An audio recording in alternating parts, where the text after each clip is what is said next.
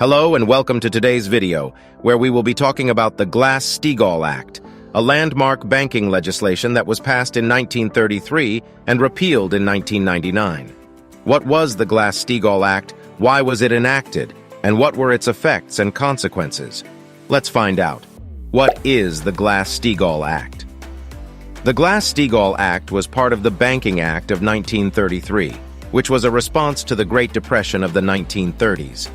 The Great Depression was a period of economic crisis that devastated the U.S. economy and caused millions of Americans to lose their jobs and savings. One of the factors that contributed to the crisis was the reckless behavior and corruption of the financial industry, especially the banks. Before the Glass-Steagall Act, banks could engage in both commercial and investment banking activities. Commercial banking involves accepting deposits from customers and issuing loans to businesses and individuals. Investment banking involves dealing in securities, such as stocks and bonds, for customers or themselves. These two types of banking have different risks and rewards. Commercial banking is relatively safe and stable but has lower returns. Investment banking is more risky and volatile but has higher returns. The problem was that some banks used their depositors' money to pursue high-risk investments without revealing their conflicts of interest or the true nature of their operations. If these investments failed, the banks suffered no losses, while their depositors lost everything. This happened in many cases during the stock market crash of 1929 and the subsequent bank failures that followed.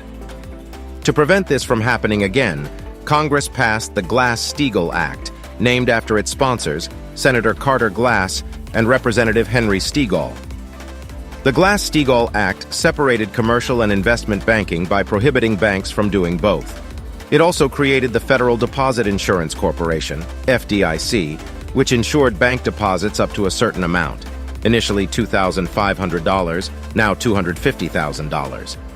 The main purpose of the Glass-Steagall Act was to protect depositors from losing their money due to risky investments by banks.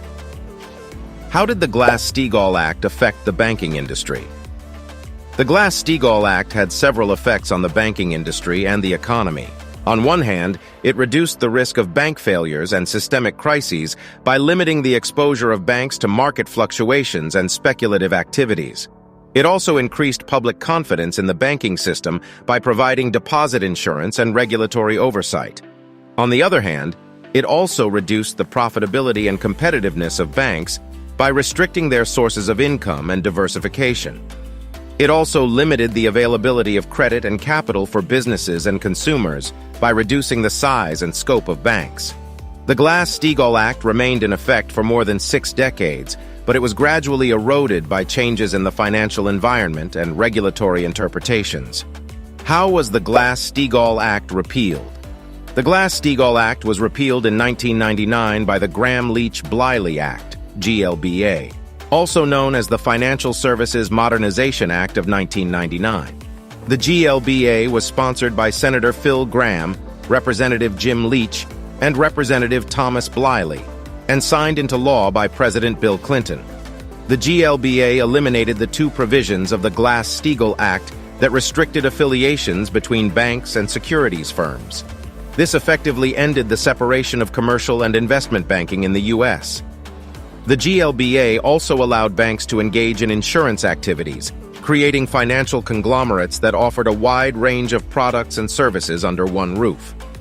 The repeal of the Glass-Steagall Act was motivated by several factors, including the increasing competition from non-bank financial institutions, such as mutual funds, money market funds, brokerage firms, and insurance companies offered similar or better services than banks, but were not subject to the same regulations or restrictions as banks. The desire to promote innovation and efficiency in banking and to enable U.S. banks to compete with foreign banks that were not subject to such restrictions. The belief is that modern risk management techniques and supervision could prevent another financial crisis without relying on the artificial separation of banking functions. What were the consequences of the repeal of the Glass-Steagall Act? The repeal of the Glass-Steagall Act has been controversial and debated ever since. Some have argued that it was a major cause of the financial crisis of 2007 to 2008, which was triggered by the collapse of the subprime mortgage market and the subsequent credit crunch. It would harm innovation and growth in the financial sector by restricting the ability of banks to adapt to changing customer needs and technological developments. The Glass-Steagall Act was a historic piece of legislation that shaped the structure and regulation of the U.S. banking industry for more than 6 decades. It was enacted in 1933 as a response to the Great Depression and aimed to protect depositors from losing their money due to risky investments by banks. It was repealed in 1999 as a result of changes in the financial environment and pressures from the industry and policymakers. It has been widely debated whether its repeal contributed to or mitigated the financial crisis of 2007 to 2008, and whether its reinstatement would prevent or cause future crises. The Glass-Steagall Act reflects a broader tension between democracy and productivity in banking regulation. On one hand, banking regulation seeks to ensure that banks serve the public interest by providing safe and sound intermediation and lending services to businesses and consumers. On the other hand, banking regulation also seeks to promote innovation and efficiency in banking by allowing banks to offer a wide range of products and services to their customers and to compete in a globalized and integrated financial market. Finding the right balance between these two goals is a challenge that policymakers face today, as they did in 1933 and 1999. Thank you for watching this video. If you enjoyed it, please like, share, and subscribe to our channel for more videos on finance and economics. See you next time.